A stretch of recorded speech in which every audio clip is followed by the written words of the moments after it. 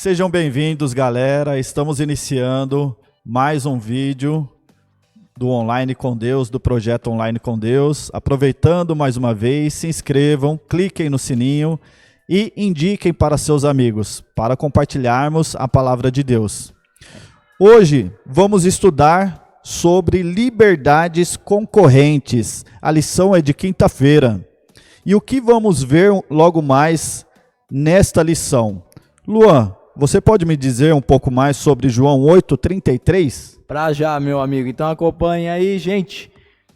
Eles lhes responderam: somos descendentes de Abraão e nunca fomos escravos de ninguém. Como você pode dizer que seremos livres? Aqui é um diálogo, entre os fariseus e Jesus, e eles citam exatamente essa frase aqui para ele. Poxa, nós somos descendentes de Abraão. Como assim você está falando que nós somos escravos?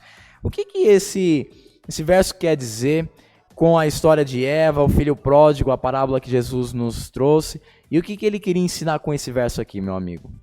Perfeito, Luan. É um texto maravilhoso, né? João 8, capítulo inteiro, é um confronto de Jesus com os fariseus. E ali os fariseus, eles realmente acreditavam que Jesus Cristo era o Messias, mas não estavam querendo aceitá-lo. E por não querer aceitá-lo, eles inventavam mentiras sobre Jesus ser pecador e diversas outras coisas que acabavam denegrindo a imagem de Cristo para toda a população. Sim. Para que o intento deles se concretizasse, que era a morte de Cristo, e que eles conseguiram. Mal sabia eles que era para a nossa redenção, não é verdade? Sim. E aqui Eva, nós vemos que ela deu vazão a acreditar no que a cobra estava dizendo a ela. Ela desconfiou de que Deus poderia estar mentindo.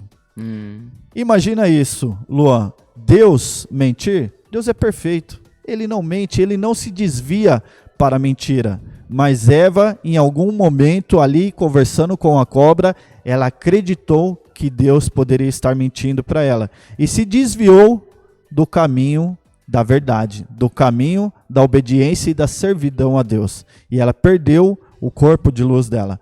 Perdeu aquela redenção que só poderia ser restaurada com Cristo morrendo em nosso lugar. E também nós temos do filho pródigo, o do filho pródigo, perfeito. Esta é uma passagem que nos remete muito à questão da libertinagem. Porque o filho pródigo, ele acreditava que se ele saísse da casa do pai, e olha que é uma situação muito profunda. Por quê?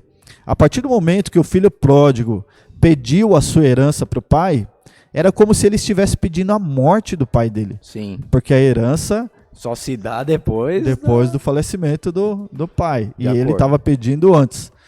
Pegou todo o dinheiro, gastou com promiscuidade, gastou de várias maneiras erradas, perdeu todo o dinheiro dele e voltou envergonhado para a casa do pai. Dessa forma, o pai demonstrou misericórdia, demonstrou amor por ele, e ele pôde ser restaurado aos braços do pai. Isso acontece conosco também, que somos meros pecadores. Se desviamos dos caminhos de Cristo, se desviamos dos caminhos do Senhor, temos a oportunidade de nos arrepender e voltar para Deus. Ufa, ainda bem, que temos essa chance, de voltar. Então, realmente, essa história, do filho pródigo, voltamos ao assunto da terça-feira que fala sobre a libertinagem, A falsa liberdade, ele achou que a liberdade era fora dali, A casa do pai, não posso fazer X e Y, não tenho a liberdade de fazer o que eu quero.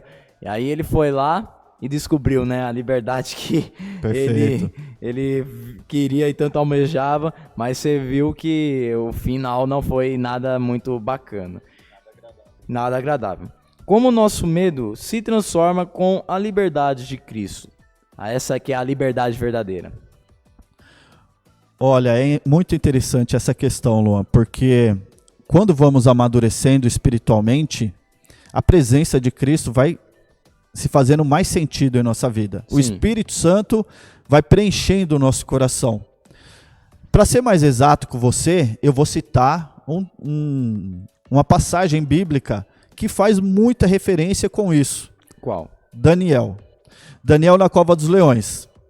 Quando Daniel recebeu a notícia de que os ministros tinham armado para cima dele e de que ele não poderia adorar ao Deus verdadeiro, ele não ficou com medo. Ele continuou a orar a Deus, o Deus criador dos céus e da terra. E dessa forma, ele foi condenado à morte, mas ele preferiu continuar servindo a Deus, mesmo que isso significasse a morte dele. Sim. Olha que forte. Sim. E aí, o rei ficou apavorado quando soube que era justamente Daniel que ia ser jogado na cova dos leões. Ele tentou de todas as formas livrar a Daniel, mas não conseguiu. Jogou Daniel na cova dos leões e na manhã seguinte o rei foi conversar com Daniel. Daniel, o seu Deus conseguiu te salvar? E aí Daniel disse, ó rei, o meu Deus tapou a boca dos leões porque não achou nada que me condenasse perante ti e perante ele. Olha que incrível, meu amigo. É muito incrível essa situação. E Daniel era um homem de fé, era um homem de obediência, que amadureceu espiritualmente durante toda a vida dele. É um homem exemplar para nós nos nossos dias de hoje, para compreendermos cada vez mais a história dele e podermos também tê-lo como exemplo para nós. Nosso exemplo máximo é Cristo, mas existem muitas pessoas na Bíblia Sagrada que servem de exemplo para a gente. E Daniel, ele demonstrou que ali, no momento de morte, o Salmo 91:7 fez efeito na vida dele. De acordo. 1000 cairão ao teu lado e 10.000 à tua direita, mas tu não serás atingido. Daniel foi direto para a boca dos leões, mas Deus tapou a boca dos leões e não permitiu que ele morresse. Se estamos ligados com Cristo, a nossa crença, a nossa fé vai aumentando a tal ponto de não termos medo, até mesmo de uma situação de morte. Tá vendo só, gente? Que maravilhoso. O medo se transforma quando estamos livres com Cristo. Então, acho que não existe coisa melhor do que estar do lado de Deus, né, Wesley? Perfeito. Até o vídeo de amanhã, meu amigo. Até amanhã, meu amigo. E galera,